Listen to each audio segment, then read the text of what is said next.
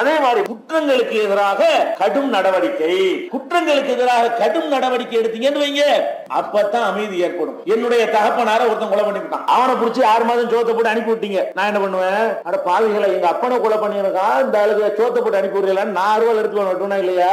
ஏன் தகப்பனார கொலை செஞ்சவன நீ தண்டிக்காம ஏன் வரி பணத்துல சோத்த கொடுத்து 6 மாதத்துல அனுப்பி விட்டீங்கன்னு சொன்னா அவன் ஜாமீன்ல வரும்போது கையெழுத்து போட வரும்போது காலி பண்ணுவானா இல்லையா? அப்படிதான் நிறைய பேர் அறுவாளம் கத்தியமா கோர்ட்ல திரியறானுவ. அமைதி எதனால ஏற்பட மாட்டேங்குது? பாதிக்கப்பட்டு ஒருத்தன் நின்றான்னு சொன்னா அவன் மன நிறைவடைகிற வகையில கடும் தண்டனை கொடு. ஏன் தகப்பன ஒருத்தன் கொலை செஞ்சா, ஓன் தகப்பன கொலை செஞ்சா, யார் தகப்பன கொலை செஞ்சாலும் கொலைக்கு மரண தண்டனை அரசாங்கம் கொடு. அரசாங்கம் கொடுக்காட்டி நான் கொடுப்பேன்னு வந்துருவான். ஆளாளுக்கு அறுவாளை தூக்குனா சட்டம் ஒழுங்கு கெட்டு போயிடும், அமைதி ஏற்படாது.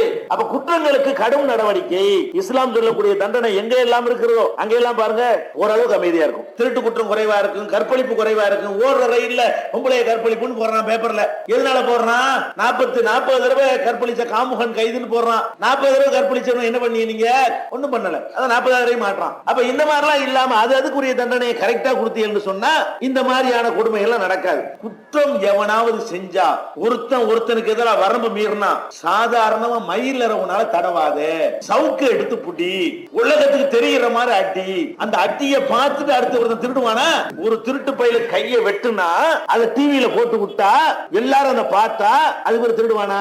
இவன் என்ன பண்றான்? திருட்டு பையலுக்கு போய் நம்ம வரி பணத்துல சோத்த கொடுத்து, டிவியை கொடுத்து, சினிமா கொடுத்து, போர்வை கொடுத்து, சாப்பாடு கொடுத்து, இன்னும் பல தேவையான வசதி எல்லாம் செஞ்சு கொடுத்தான்னு சொன்னா மாமியா வீட்டுக்கு போறேங்கிறான், மணி அடிச்சா சோறு மாமனார் வீடுங்கிறான். அந்த மாதிரி நீங்க நடத்தி கொண்டிருக்கிறீர்கள். அப்ப இந்த மாதிரி குற்றங்களுக்கு எதிராக கடும் நடவடிக்கை என்பது இஸ்லாம் அமைதிக்கு சொல்லக்கூடிய 3வது தீர்வு. நிறைய தீர்வுகள் இஸ்லாம் சொல்கிறது. இது விரிவாக பேச வேண்டிய ஒரு விஷயம், குறிப்பிட்ட நேரத்துக்குள்ள முடிக்க வேண்டிய இருக்கிற காரணத்தினால இந்த 3 தீர்வுகளை மாத்திரம் உங்கள் மத்தியில நாங்கள் சமர்ப்பிக்கிறோம். 1வது எல்லாரும் சமமானவர்கள் என்று நினையுங்கள். 2வது ஆட்சி அதிகாரத்தில் இருக்கக்கூடியவர்கள் எல்லாருக்கும் சமமான ஒரு நீதியை வழங்குங்கள். 3வதாக குற்றங்களுக்கு ஏற்றவாறு தண்டனை கொடுங்க. ஏசில உட்கார்ந்து சிந்திக்காதீங்க. பாதிக்கப்பட்டவன் போய் கேளுங்க, உங்க அப்பனை கொண்டவன என்ன செய்யலாம், உன்னை திருடினவன என்ன செய்யலாம், கற்பழிச்சவன என்ன செய்யலாம், பொம்பளை போய் கேளுங்க. அதை விட்டு நீங்க ரூம்ல உட்கார்ந்துட்டு ஏசில உட்கார்ந்துட்டு இது 3 மாசம் கொடுங்க, இது 1.5 மாசம் கொடுங்க சொன்னீங்கன்னா நாட்டில் அமைதி ஏற்படவே ஏற்படாது. பாதிக்கப்பட்டவன் வெகுண்டு எழுந்து கொண்டே இருப்பான், பிரச்சனைகள் அதிகரித்துக் கொண்டே இருக்கும்,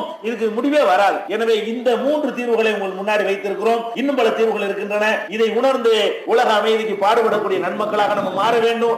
இந்த கருத்தை சாதி மதத்தை எல்லாம் கடந்து அனைத்து மக்களும் மனசார ஏற்றுக்கொள்ள வேண்டும். இப்படியான ஒரு சிந்தனைக்கு நம்ம வருவதுதான் நம்ம எல்லாரும் அண்ணன் தம்பிகளாக பழகுவதற்கு ஏற்றதுங்கிற ஒரு நிலையை உருவாக்க வேண்டும். இப்படி உணர்ந்த நன்மக்களாக அல்லாஹ் ரப்பல் ஆலமீன் நம் அனைவரையும் ஆக்கி அருள்வானாக. வாஹிரு தாவானா அல்ஹம்துலில்லாஹி ரப்பில் ஆலமீன்.